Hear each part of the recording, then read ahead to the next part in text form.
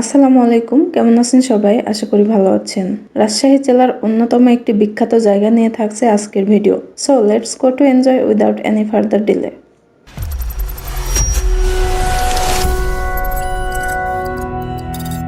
হ্যাঁ, এতক্ষণে অবশ্যই অনেকে ধরে ফেলেছেন আমি আজকে রাজশাহীর পুঠিয়া রাজবাড়ি নিয়ে কথা বলবো। আমরা রাজশাহী থেকে রওনা দিয়েছিলাম। রাজশাহী থেকে পূর্ব দিকে নাটোরের মহাসড়ক ধরে যেতে হয়, আর এখানে গিয়েই প্রবেশ মূল্য দিতে হয় এবং টিকিট কেটে তারপরে প্রবেশ করতে হয়। এখানকার টিকিট মূল্য মাত্র 20 টাকা এবং বাইক পার্কিং এর জন্য এক্সট্রা 30 টাকা দিতে হয়। আমি আজকে আপনাদের সব মিলিয়ে একটি সুন্দর তথ্য দেওয়ার চেষ্টা করব। এখানে সারা বাংলাদেশ থেকে কিভাবে আসবেন, কোন সড়ক পথে, কোন যানবাহনে, এ টু জেড। তো সাথেই থাকুন। পুঠিয়া রাজবাড়ি বা 5 আনি জমিদারি বাড়ি হচ্ছে মহারানী হেমন্ত কুমারী দেবীর বাসভবন। বাংলার প্রত্নতাত্ত্বিক ঐতিহ্যের মধ্যে রাজশাহীর পুঠিয়া রাজবাড়ি অন্যতম।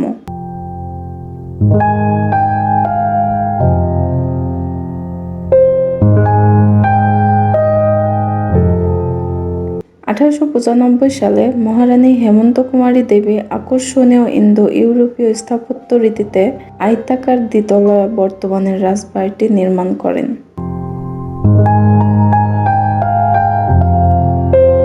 রাজশাহী জেলা সদর হতে 32 কিলোমিটার উত্তর পূর্বে নাটোরের মহাসড়ক অভিমুখে বাঘা পুঠিয়া জেলা সড়কের পাশে অবস্থিত।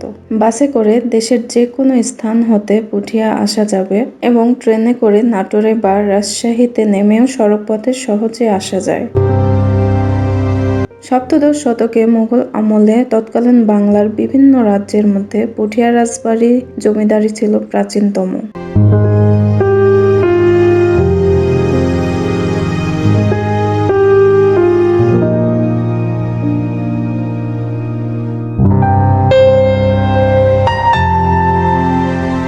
কথিত আছে যে জৈনক নীলাম্বর মুঘল সম্রাট জাহাঙ্গীরের কাছ থেকে 1605 থেকে 1627 খ্রিস্টাব্দে এর মাঝামাঝি সময়ে রাজা উপাধি লাভ করার পর সেটি পুঠিয়া রাজবাড়ি রূপে পরিচিতি লাভ করে।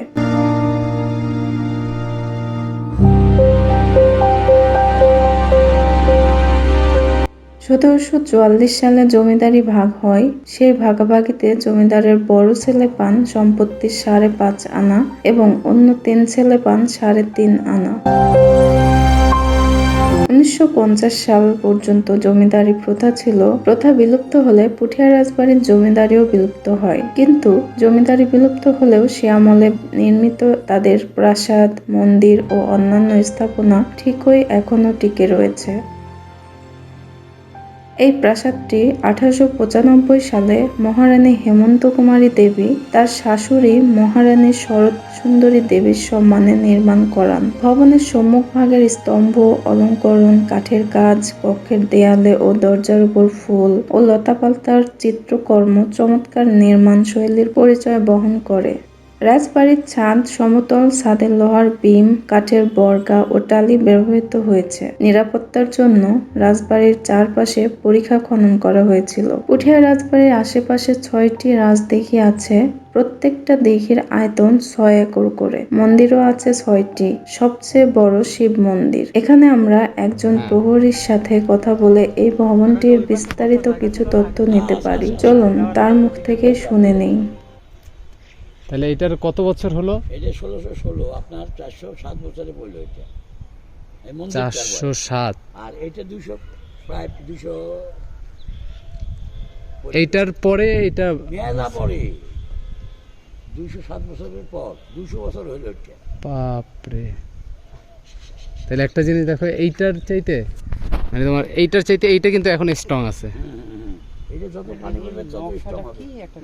না কিছু লাগিছে, হ্যাঁ আচ্ছা, না লাগিছে কিছু। এটা পাবেন বৃন্দাবনের কাহিনী, এটা এটা। আর এটা নিচেরটা মোগল সম্রাট আকবর, হ্যাঁ। আর এই যে বৃন্দাবনের কাহিনী, যে শিব, দুর্গা, কার্তিক, গণেশ, লক্ষ্মী, সরস্বতী, কালী সব দেবতা পাবেন। এটা পাবেন লঙ্কাকাণ্ড, 10 মাথা রাবণ, রাম যুদ্ধ হচ্ছে। রামের ভক্ত হনুমান, রাবণের ভক্ত রাক্ষ, সেই দেখেন 10 মাথা রাবণ, হ্যাঁ। যুদ্ধটা হয়েছিল শ্রীলঙ্কা, লঙ্কাকাণ্ড। এটা পাবেন নৌকা বিলাস, কৃষ্ণ মাঝি সাজে ছদ্মবেশে যেমন রাধারানী উঠবে উনি নৌকা ছাড়ে দেবে। এটা বলরাম, জগন্নাথ, সুভদ্রা, ওই যে বাইরে রথ দেখলেন না, হ্যাঁ, হ্যাঁ। রথের দিন আচ্ছা আমাদের আচ্ছা। ভিতরেও আছে। এইটা পাবেন বৃন্দাবন থেকে মথুরা, বৃন্দাবনের সুখসারী পাখি, কৃষ্ণ বসে আছে, বরাবরই ভিক্ষে চাচ্ছে। এটা বুদ্ধদেব।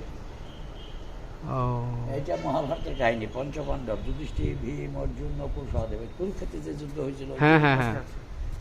এটা পাবেন বৃন্দাবন থেকে মথুরা, কৃষ্ণের জন্মস্থান। কৃষ্ণ কদম গাছের ডালে অর্প্রিয় ভক্তই হলো গাভী।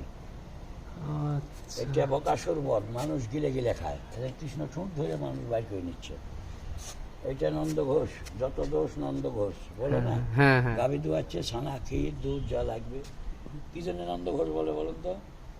যত দোষ। ঘোষেরা সাধারণত 3 পোয়া দুধের মধ্যে 1 পোয়া পানি দিচ্ছে। হ্যাঁ হ্যাঁ হ্যাঁ। হ্যাঁ। আচ্ছা। এই দেখেন, এই ভান্ডার ভিতরে আছে আপনার ঘোল। ঘোলে থেকে ননি বা মাখন হবে। কৃষ্ণ খাওয়ার জন্য বসে আছে দেখেন। আর এইটা অষ্টম বর্ষ, মানে সপ্তম বর্ষ পর্যন্ত যেগুলো হয়েছে আসাদে মারি ফেলেছে আর মামা কংস। হ্যাঁ। আর অষ্টম বর্ষে যখন কৃষ্ণ জন্মগ্রহণ করে তখন বলে জগ বিষ খায় মারো।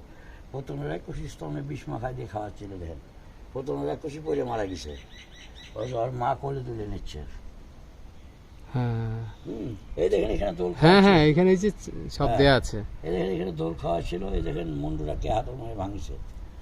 এটা বৃন্দাবনের রথ। এটা দুর্গারই এক রূপ। এটা বৃন্দাবনে অহরহ কীর্তন হচ্ছে এই পার থেকে যে এই পার পর্যন্ত। আর এই যে পাক বাহিনী যায় 71 সালে ওই পক্ষের মারছিল 2টা হাত বোমা, হ্যাঁ হ্যাঁ। ফাইটে ফাইটে পড়ে গেল বাবা। ইস, এইখানে মারছে? হ্যাঁ হ্যাঁ। এইখানে কেন মারলো? এই মন্দির ধরেন পাক বাহিনীরা ওই করছে। এটা আমরা হলো 25 বছর হইলে এখানে থাকি। আমরা এই যে বইলে কয়ে দিয়ে 2-4 পয়সা আমরা আবদার করে দিই। বাবা আমার বেতন নাই। হ্যাঁ। আমরা 9টা থেকে রাতে 9টা পর্যন্ত আমার থাকতে হয়। এটা কমিটির দ্বারা।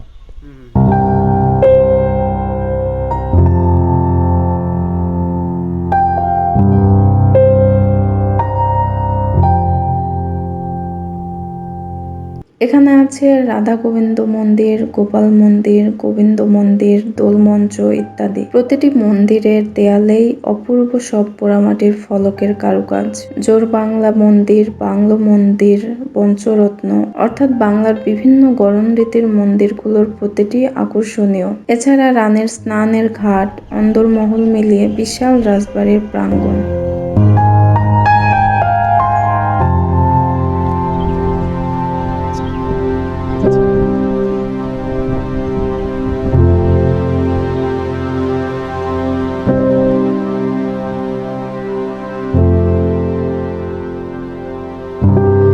বাংলাদেশের রাজশাহী বিভাগের পুঠিয়া উপজেলায় কয়েকটি উল্লেখযোগ্য পুরনো হিন্দু মন্দির নিয়ে পুঠিয়া মন্দির চত্বর। রাজশাহী শহরের 23 কিলোমিটার পূর্বে অবস্থিত এখানে বাংলাদেশের সবচেয়ে বেশি সংখ্যক ঐতিহাসিক মন্দির রয়েছে। রাজশাহীর বিখ্যাত জনহিতৈষী পুঠিয়ার রাজ পরিবারের হিন্দু জমিদার রাজাদের দ্বারা মন্দিরগুলো প্রতিষ্ঠিত হয়েছিল। শিবসাগর লেকের পাশে অবস্থিত পঞ্চশিব মন্দির, এর বাঁ পাশে রথ মন্দির। মন্দিরগুলোর বেশ কয়েকটি টেরাকোটা সংবলিত এবং এগুলোর স্থাপত্য জোর বাংলা স্থাপত্য রীতির সদৃশ, তবে এতে অন্যান্য স্থাপত্য রীতির মিশেল ঘটেছে। পুঠিয়ার রাজবাড়িটি ইন্দো-সারাসিনিক স্থাপত্য রীতি অনুসারে নির্মিত। এই রীতিতে গতানুগতিক হিন্দু স্থাপত্য রীতির সাথে রেনেসাঁস যুগের ইউরোপীয় স্থাপত্যের সংযোগ ঘটেছে। পুঠিয়ার মন্দিরগুলো একটি বিশালাকার লেক বা জলাধারের চারপাশ জুড়ে নির্মিত। মন্দিরগুলোর মাঝে একটি সবুজ চত্বরও রয়েছে। রাজা পীতাম্বর ছিলেন পুঠিয়ার জমিদার বংশের প্রতিষ্ঠাতা, তবে প্রাচীন এই এলাকার অধিপতি ছিলেন লস্করি খান। লস্করি খান সম্রাট আকবরের শাসনামলে বিদ্রোহী হয়ে উঠলে সেনাপতি মানসিংহ শাসনভার পীতাম্বরের হাতে তুলে দেন। ব্রিটিশ বাংলার দ্বিতীয় বৃহত্তম জমিদারি ছিল এই পুঠিয়া রাজবংশের। সম্পদের দিক থেকে তারা ছিল ব্রিটিশ বাংলার সবচেয়ে ধনী।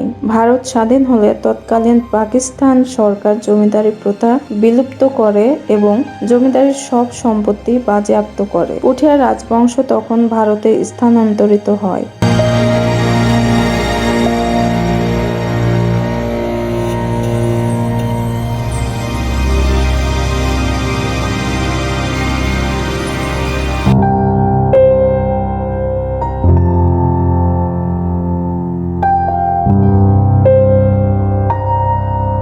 বন্ধুরা, এই ছিল আজকের ভিডিও। এই গরমে আল্লাহ সবাইকে হেফাজত করুন। সবাই অনেক অনেক ভালো থাকবেন, আমার জন্য দোয়া করবেন। নেক্সট কোনো ভিডিও নিয়ে হাজির হব। টিল দেন, আল্লাহ হাফেজ।